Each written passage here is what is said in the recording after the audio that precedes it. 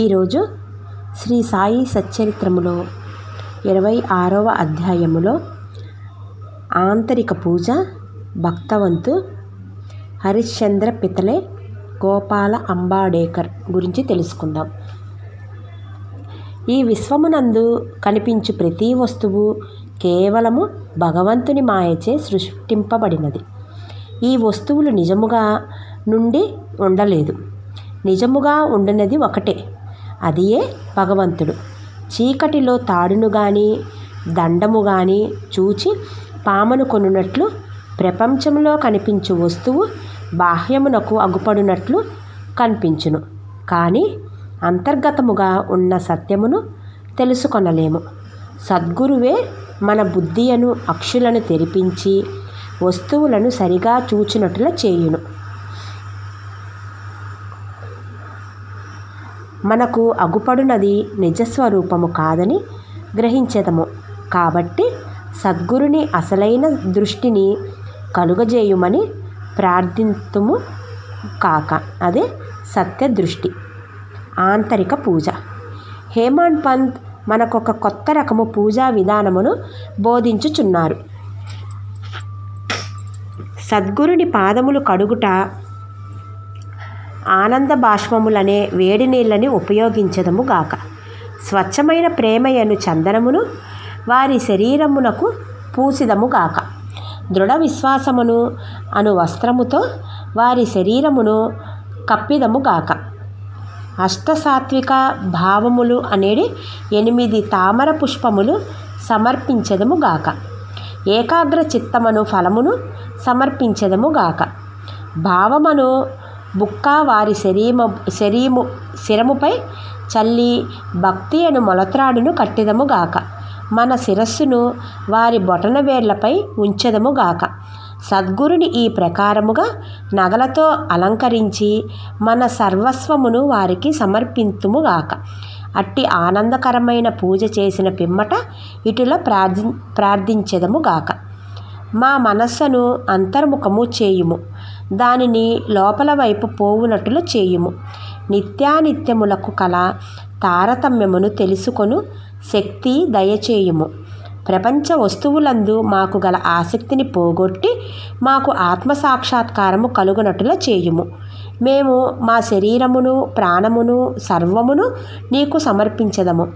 సుఖదుఖాల అనుభవములు కలుగకుండునట్లు మా నేత్రములు నీవిగా చేయుము. మా శరీరమును మనస్సును నీ స్వాధీనమందుంచుకొనుచు నీ ఇష్టము వచ్చినట్లు చేయుము. మా చంచల మనస్సు నీ పాదముల చెంత విశ్రాంతి పొందుగాక. ఇక ఈ అధ్యాయములోని కథల వైపు మరలదుము. భక్త పంతు. ఒకనాడు పంతు అను భక్తుడు మరొక సద్గురుని శిష్యుడు అదృష్టవశమున షిరిడీకి వచ్చెను. అతనికి షిరిడీకి పోవ ఇచ్చ లేకుండెను, కానీ తానొకటి తలచిన దైవం ఇంకొకటి తలుచునందురు. అతడు BB&CI రైల్వేలో పోవుచుండెను. అందులో అనేకులు స్నేహితులు బంధువులు కలిసిరి.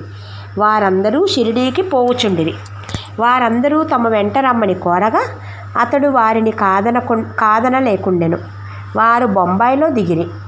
పంతు విరార్లో దిగెను.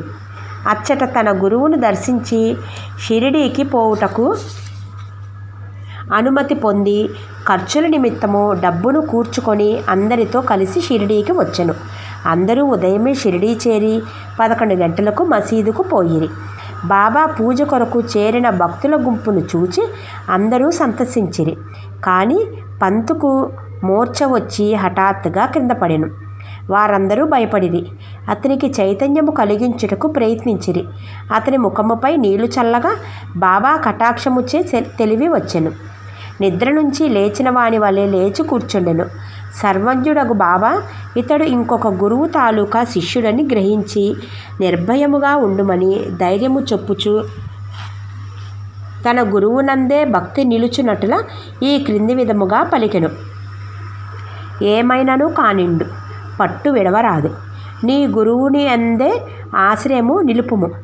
ఎల్లప్పుడూ నిలకడగా ఉండుము. ఎప్పుడూ వారి ధ్యానమునందే మునిగి ఉండుము. పంతు ఈ మాటల యొక్క ప్రాముఖ్యమును గ్రహించెను. ఈ విధముగా తన సద్గురుని జ్ఞప్తికి తెచ్చుకొనెను. అతడు తన జీవితంలో బాబా చేసిన ఈ మేలును మరువలేదు. హరిశ్చంద్ర పితలే. బొంబాయిలో హరిశ్చంద్ర పితలే అను అతను ఉండెను. అతనికి మూర్ఛరోగముతో బాధపడుచున్న కొడుకు ఒకడు కలడు. ఇంగ్లీషు మందులను, ఆయుర్వేదము మందులను కూడా వాడెను. కానీ జబ్బు కుదరలేదు. కావున యోగుల పాదములపై పడుటయనే సాధనము ఒక్కటే మిగిలెను. 15వ అధ్యాయమందు చక్కని కీర్తనలచే దాసగను బాబా కీర్తిని బొంబాయి ప్రెసిడెన్సీలో వెల్లడి చేసినని తెలుసుకుంటుమి. 1910లో పితలే అట్టి కథలు కొన్నిటిని వినెను.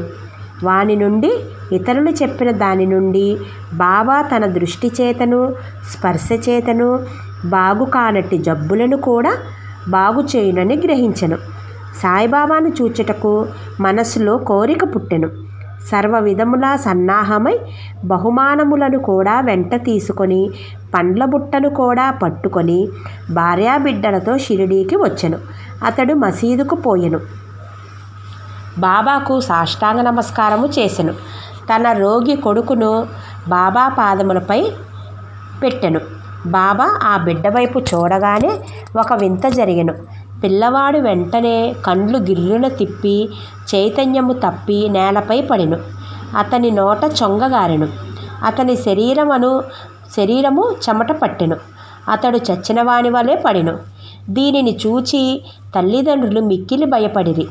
అటువంటి మూర్ఛలు వచ్చుచుండెను. కానీ ఈ మూర్ఛ చాలాసేపటి వరకు ఉండెను. తల్లి కంటినీరు వరదలుగా కారుచుండెను. ఆమె ఏడ్చుటకు మొదలెడెను. ఆమె స్థితి దొంగల నుండి తప్పించుకొనవలెనని ఒక గృహములోనికి పరిగెత్తగా అది తన నెత్తిపై పడినట్లు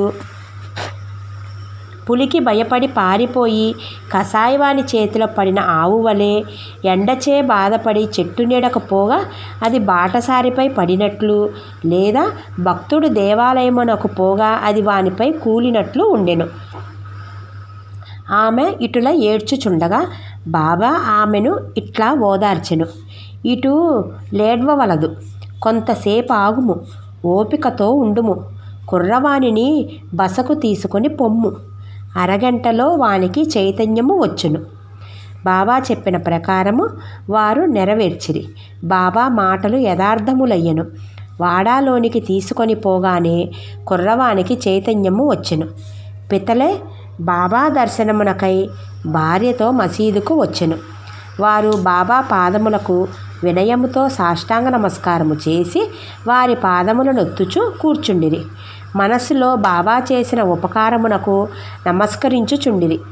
బాబా చిరునవ్వుతో ఇట్లనిరి: నీ ఆలోచనలు, సంశయములు, భయోత్పాతములు ఇప్పుడు చల్లబడినవా? ఎవరికైతే నమ్మకము, ఓపిక కలదో వారిని తప్పక భగవంతుడు రక్షించును అని బాబా అనెను. పితలే ధనికుడు, మర్యాద గలవాడు. అతడందరికీ అపరిమితముగా మిఠాయి పంచిపెట్టెను. బాబాకు చక్కని పండ్లను తాంబూలము ఇచ్చెను. పితలే భార్య సాత్వికురాలు. ఆమె నిరాడంబరత, ప్రేమ, భక్తులతో నిండియుండెను. ఆమె స్తంభమునకు దగ్గరగా కూర్చొని బాబా వైపు దృష్టి నిగిడ్చి కండ్ల నుండి ఆనంద బాష్పములు రాల్చుచుండెను. ఆమె స్నేహ ప్రేమ భావములను కని బాబా మిక్కిలి సంతృష్టి చెందెను. దేవుని వలె యోగీశ్వరులు కూడా తమ భక్తులపై ఆధారపడెదురు. ఏ భక్తుడు హృదయపూర్వముగా కానీ మనఃపూర్వకముగా కానీ పూజించి శరణు వేడునో వానికే భగవంతుడు తోడ్పడును. వాడు కొద్ది రోజులు బాబా వద్ద సుఖముగా ఉన్న పిమ్మట ఇంటికి పోవ నిశ్చయించి బాబా దర్శనమునకై మసీదుకు ఆ కుటుంబము వచ్చిరి. బాబా వారికి ఊదీ ప్రసాదమిచ్చి ఆశీర్వదించెను. పితలేను దగ్గరికి పిలిచి ఇట్లనెను: బాపు, అంతకుముందు 2 రూపాయలు ఇచ్చి ఉంటివి, ఇప్పుడు 3 రూపాయలు ఇచ్చుచున్నావు. వీనిని మీ పూజామందిరములో పెట్టుకొని పూజింపుము, నీవు మేలు పొందెదవు అని బాబా చెప్పెను. పితలే వీనిని ప్రసాదముగా అంగీకరించెను. బాబాకు సాష్టాంగ నమస్కారము చేసి ఆశీర్వదనములకై ప్రార్థించెను. ఇదే తాను షిరిడీ పోవుట మొదటిసారి కనుక అంతకుముందు 2 రూపాయలు ఇచ్చెనని బాబా మాటల అర్థమును గ్రహింపలేకుండెను. దీనిని తెలుసుకొనవలెనని కుతూహలపడెను. కానీ బాబా ఊరకొనెను. స్వగృహమునకు పోయి తన ముదుసలి తల్లికి ఈ వృత్తాంతమంతయు చెప్పి, బాబా అంతకుముందు 2 రూపాయలు ఇచ్చెను అనెను. అదేమి అని అడిగెను. ఆమె తన పుత్రునితో ఇట్లనెను, నీ కొడుకుతో నీవిప్పుడు షిరిడీకి పోయినట్లు మీ తండ్రి నిన్ను తీసుకొని అక్కల్ కోట్కర్ మహారాజు గారి వద్దకు పోయెను. ఆ మహారాజు కూడా సిద్ధపురుషుడు, పూర్ణయోగి, సర్వజ్ఞుడు, దయాళువు. మీ తండ్రి నిర్మలమైన భక్తుడు కనుక ఆయన పూజను స్వామి ఆమోదించిరి. వారు మీ తండ్రికి 2 రూపాయలు ఇచ్చి మందిరములో పెట్టి పూజింపుమనిరి. మీ తండ్రి గారు చనిపోవు వరకు వారిని పూజించుచుండిరి. అటు పిమ్మట పూజ ఆగిపోయినది. రూపాయలు పోయినవి. కొన్ని సంవత్సరముల పిమ్మట రూపాయల సంగతి పూర్తిగా మరిచితిమి. నీ అదృష్టవంతుడకుటచే అక్కల్ కోట్కర్ మహారాజు శ్రీ సాయి రూపంలో కనిపించి నీ కర్తవ్యమును జ్ఞప్తికి తెచ్చి నీ కష్టములను తప్పించజూచుచున్నారు. కాబట్టి ఇక మీదట జాగ్రత్తగా నుండుము. సంశయములను దురాలోచనములను విడువుము. మీ తాత ముత్తాతల ఆచారము ప్రకారము నడువుము. సత్ప్రవర్తన అవలంబింపుము. కుటుంబ దైవములను పూజింపుము. రూపాయలను పూజింపుము. వాని విలువను గ్రహించి వాటిని శ్రద్ధగా పూజించి మహాత్ముల ఆశీర్వచనము దొరికినందుకు గర్వించుము. శ్రీ సాయి నీలో ఉన్న భక్తిని మేల్కొల్పినారు. నీ మేలు కొరకు దానిని అభివృద్ధి చేసుకొనుము. తల్లి మాటలు విని పితలే మిక్కిలి సంతోషించెను. శ్రీ సాయి యొక్క సర్వంతర్యామిత్వమునందు వారి శక్తి యందు అతనికి నమ్మకము కలిగెను. వారి దర్శన ప్రాముఖ్యమును గ్రహించెను. అప్పటి నుండి తన నడవడి గూర్చి చాలా జాగ్రత్తగా ఉండెను. గోపాల అంబాడేకర్ గారు. పూనా నివాసి గోపాల నారాయణ అంబాడేకర్ బాబా భక్తుడు. అతడు ఆబ్కార్ డిపార్ట్మెంట్లో 10 సంవత్సరములు నౌకరీ చేసెను. టానా జిల్లాలోను జాహ్వర్ స్టేట్లోనూ ఆయన ఉద్యోగములను చేసి విరమించుకొనెను. మరొక ఉద్యోగము కొరకు ప్రయత్నించెను. కానీ ఫలించలేదు. అతడు అనేక కష్టముల పాలయ్యెను. అతని స్థితి రాను రాను అసంతృప్తికరముగా ఉండెను. ఈ ప్రకారము 7 ఏండ్లు గడిచెను. అతడు ప్రతి సంవత్సరము షిరిడీకి పోవుచు బాబాకు తన కష్టములు చెప్పుచుండెడివాడు. 1916లో అతని స్థితి చాలా హీనముగా ఉండుటచే షిరిడీలో ప్రాణత్యాగము చేయ నిశ్చయించుకొనెను. అతడు భార్యతో షిరిడీకి వచ్చి 2 నెలలుండెను. దీక్షిత్ వాడాకు ముందున్న ఎడ్ల బండి మీద కూర్చొని ఒకనాటి రాత్రి దగ్గరున్న నూతిలో పడి చావవలెనని నిశ్చయించుకొనెను. అతడి ప్రకారము చేయ నిశ్చయించుకొనగానే బాబా మరి ఒకటి చేయ నిశ్చయించెను. కొన్ని అడుగుల దూరమున ఒక హోటల్ ఉండెను. దాని యజమాని సగుణమేరు నాయక్. అతడు బాబా భక్తుడు. అతడు అంబాడేకర్ని పిలిచి అక్కల్ కోట్కర్ మహారాజు గారి చరిత్ర చదివితివా అని అడుగుచు పుస్తకము ఇచ్చెను. అంబాడేకర్ దానిని తీసుకొని చదవనించెను. పుస్తకము తెరిచేసరికి ఈ కథ వచ్చెను.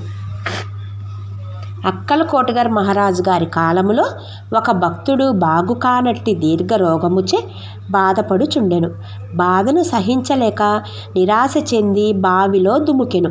వెంటనే మహారాజు వచ్చి వానిని బావిలో నుంచి బయటకు తీసి ఇట్లనెను, గత జన్మ పాప పుణ్యములను నీవు అనుభవించక తప్పదు.